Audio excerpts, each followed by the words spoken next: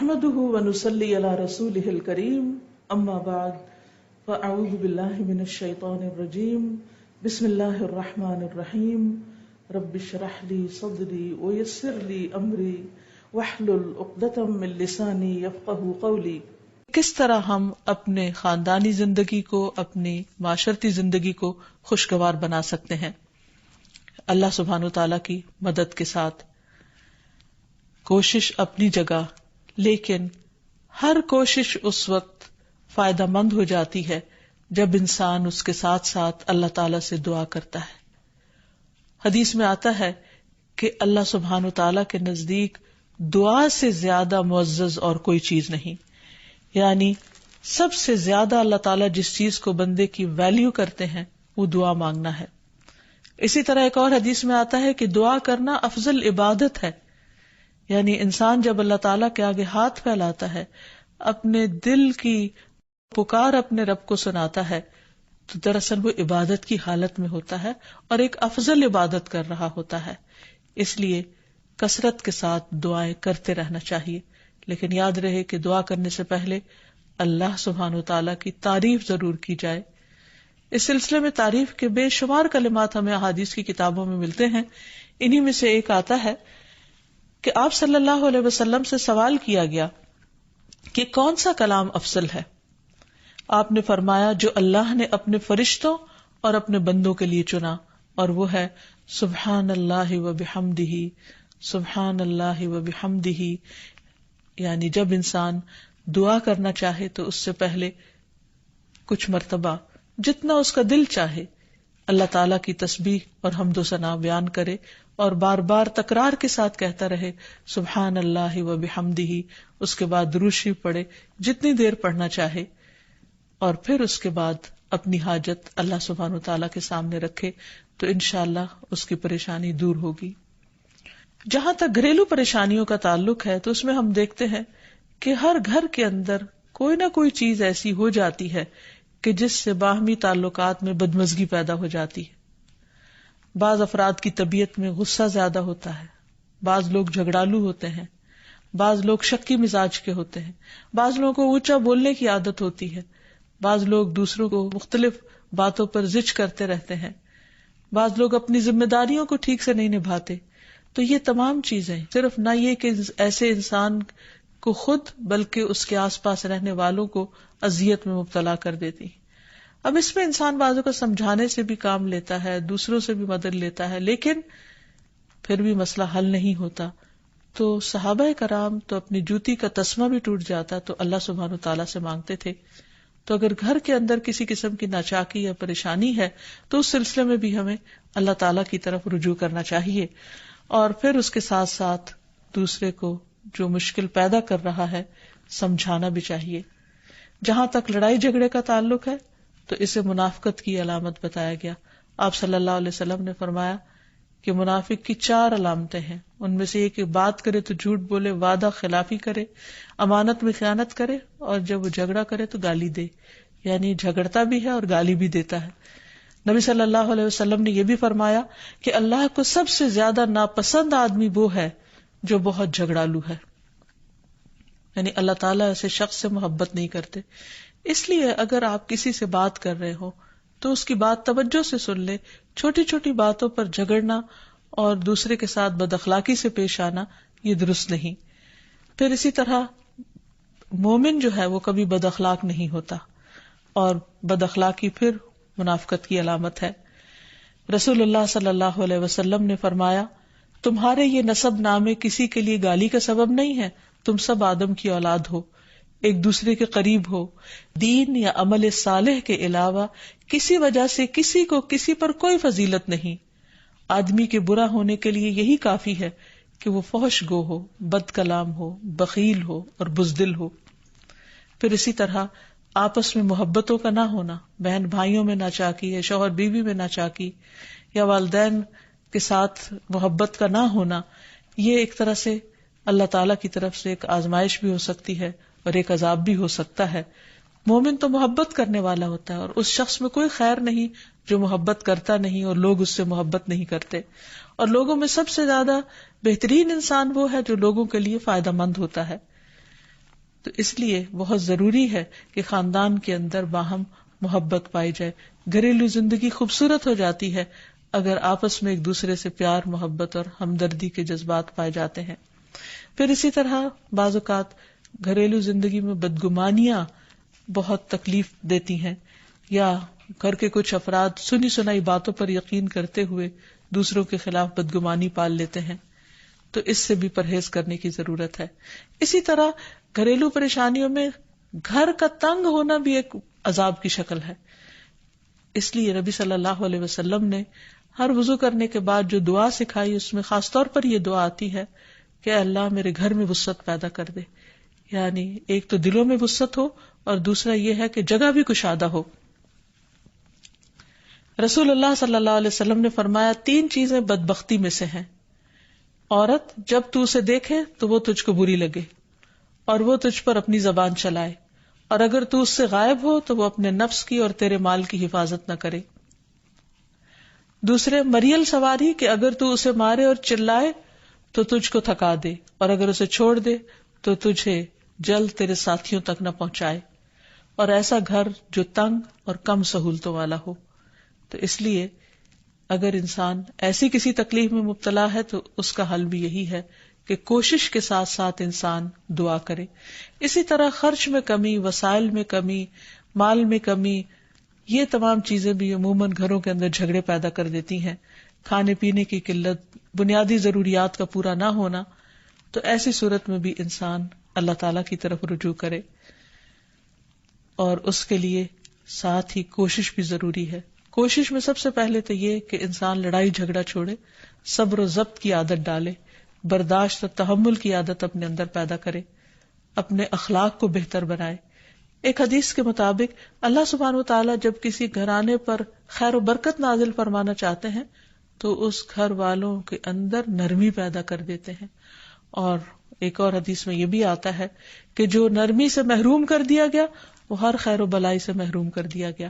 تو اس لیے گھر کے ہر فرد کو اپنے اپنے رویے پر غور کرتے ہوئے اپنے اخلاق کی اصلاح کرنے کی ضرورت ہے، اور دوسروں سے توقعات زیادہ رکھنے کی بجائے اپنا طرز عمل اچھا کرنے کی ضرورت ہے. اور گھر والوں کے ساتھ بہترین ہونا نبی صلی اللہ علیہ وسلم کی سنت ہے. آپ نے فرمایا تم میں سے بہتر وہ ہے جو اپنے گھر والوں کے لیے بہتر ہو، اور میں تم سب کی نسبت اپنے گھر والوں کے حق میں اچھا ہوں. یعنی آپ نے اپنی مثال دی کہ میں سب سے اچھا سلوک اپنے گھر والوں سے کرتا ہوں، تو تمہیں بھی اگر اچھا بننا ہے تو ایسا ہی کرنا ہوگا. پھر اسی طرح گھر والوں کو زیادہ سے زیادہ فائدہ پہنچانا. حسن بصری سے مروی ہے کہ اللہ تعالیٰ کے نزدیک پسندیدہ بندے وہ ہیں جو اپنے اہل و عیال کو سب سے زیادہ نفع دینے والے ہیں. پھر اسی طرح پیار و محبت سے رہنا. اگر لڑائی جھگڑا ہو بھی جائے یا کوئی غلط فہمی پیدا بھی ہو جائے تو اس وقت خاموشی اختیار کر لینا، مناسب وقت کا انتظار کر کے اس غلط فہمی کو دور کرنا ضروری ہے. پھر اسی طرح اللہ سبحانہ وتعالیٰ نے گھریلو زندگی کو خوشگوار بنانے کے لیے جو بہترین ہدایت ہمیں قرآن مجید میں دی ہے وہ ہے عفو درگزر سے کام لینا.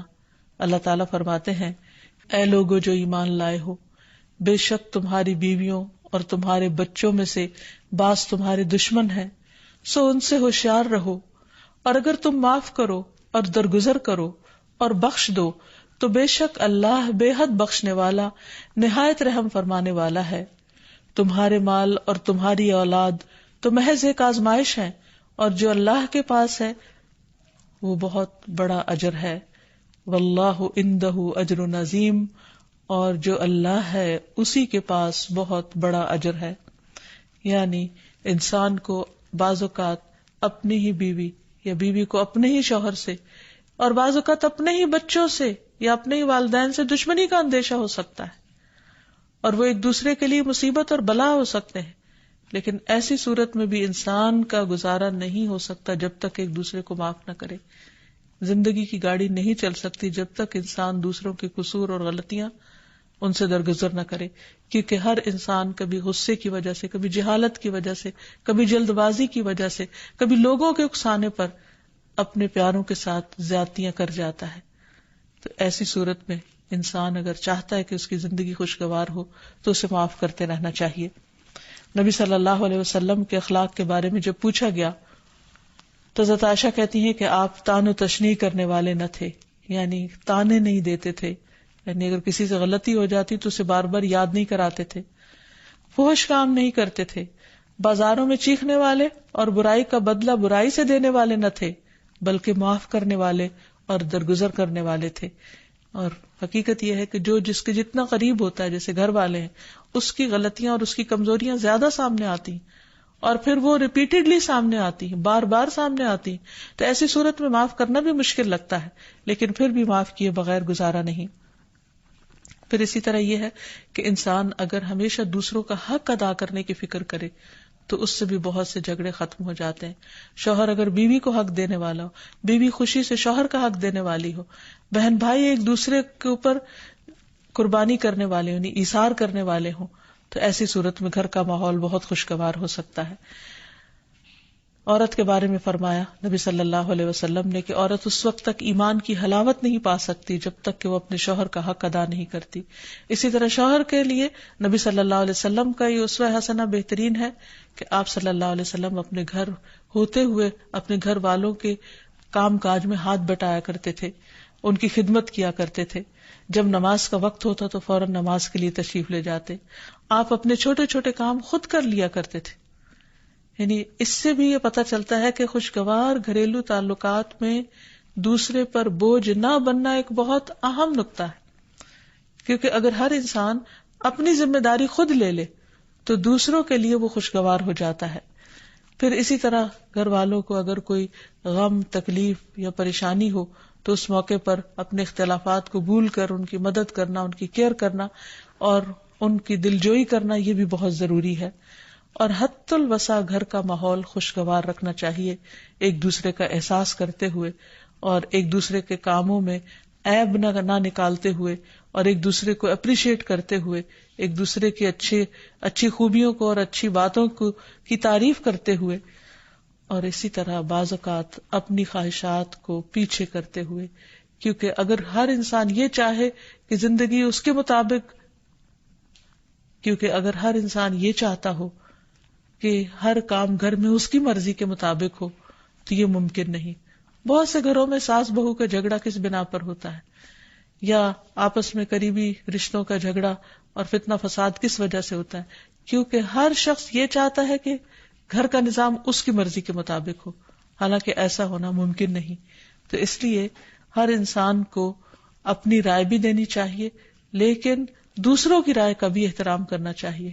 اپنی ضرورت بھی پوری کرنی چاہیے، لیکن اس کے ساتھ ساتھ دوسروں کی ضروریات کا بھی خیال کرنا چاہیے.